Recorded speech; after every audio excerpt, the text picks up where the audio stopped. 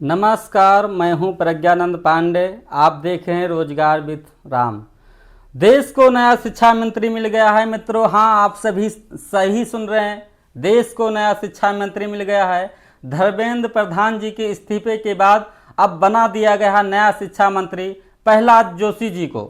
मित्रों, खास बात यह है कि प्रहलाद जोशी पहले से ही उपभोक्ता मामले एवं सार्वजनिक वितरण मंत्रालय तथा नवीन एवं नवीकरणीय ऊर्जा मंत्रालय संभाल रहे हैं। यानी फिलहाल उनके पास शिक्षा मंत्रालय का अतिरिक्त प्रभार है मित्रों, जो पुराना मंत्रालय संभाल रहे हैं। उपभोक्ता मामले, खाद्य एवं सार्वजनिक वितरण मंत्रालय, नवीन एवं नवीकरणीय ऊर्जा मंत्रालय जो 2024 से संभाल रहे हैं, उन पर इस्तीफा नहीं दिया है। शिक्षा मंत्री के रूप में उनको अतिरिक्त प्रभार दिया गया है मित्रों। तो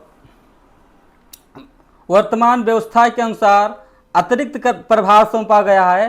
तो सबसे बड़ा सवाल यह पैदा होता है मित्रों कि क्या एक मंत्री कई मंत्रालयों को प्रभावी ढंग से संभाल सकता है?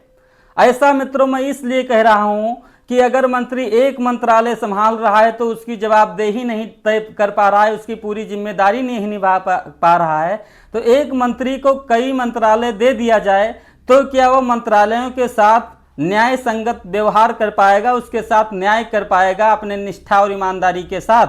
दूसरी बात यह है मित्रों कि भारत में एक पहला ऐसा मामला नहीं है कि मंत्री जो प्रहलाद जोशी शिक्षा मंत्री बनाए गए हैं, पहला मामला हो। कई अवसरों पर मंत्रियों को एक से अधिक मंत्रालय की जिम्मेदारी सौंपी गई है। इसका उद्देश्य होता है मित्रों कि मंत्रियों के अनुभव का लाभ और प्रशासनिक निरंतरता बनाए रखना, कि मंत्री जो अनुभव कई सारे मंत्रालयों के साथ जुटाए हैं और प्रशासनिक निरंतरता कैसे बनाई जा सकती है। लेकिन दूसरी ओर चुनौती भी यह है मित्रों, कई सारी चुनौतियां हैं। हमारे अनुसार अगर देखा जाए मित्रों तो पहली चुनौती यह है कि समय और प्राथमिकता। शिक्षा जैसा विशाल मंत्रालय जिसमें कई सारे करोड़ों बच्चों, लाखों बच्चों का भविष्य जुड़ा होता है, लाखों शिक्षक का भविष्य जुड़ा होता है, नई शिक्षा नीति, बोर्ड परीक्षाएं, उच्च शिक्षा, डिजिटल शिक्षा और भर्ती जैसे अनेक मुद्दे शामिल हैं, लगातार ध्यान की मांग कर रहे हैं। जैसे मित्रों शिक्षा भर्ती में देरी चल रही है, गुणवत्तापूर्ण शिक्षा में कमी है, बुनियादी सुविधाओं की कमी है शिक्षा क्षेत्र में, कई शिक्षा नीति का धीमा क्रियान्वयन है, शिक्षा प्रणाली में अनियमितता है, डिजिटल शिक्षा में असमानता है मित्रों। कई सारी ऐसी चुनौतियां हैं। तो दूसरी चुनौती यह भी है मित्रों कि निर्णय लेने की गति। एक मंत्री अगर कई सारे मंत्रालय संभाल रहा है तो क्या निर्णय लेने में धीमी गति नहीं हो सकती है? क्या वो सही और समय पर निर्णय ले सकता है शिक्षा में सुधार के लिए या अलग अलग मंत्रालयों के सुधार के लिए? मित्रों, जनता यह आज जानना चाहती है, क्योंकि एक नया चेहरा मिला है भारत को शिक्षा मंत्री के रूप में। तो जनता को नए सवाल और नई उम्मीद है। जनता कई सारे अपने सवालों का जवाब चाहती है और कई सारी उम्मीदें जगाए हुए हैं नए चेहरे प्रहलाद जोशी जी के साथ। तो मित्रों, जनता यह जानना चाहेगी कि शिक्षा मंत्रालय के लिए कितना समय और संसाधन समर्पित किए गए हैं। दूसरा यह है कि दूसरा पक्ष यह है मित्रों कि अब देश की निगाहें कुछ महत्वपूर्ण मुद्दों पर भी हैं।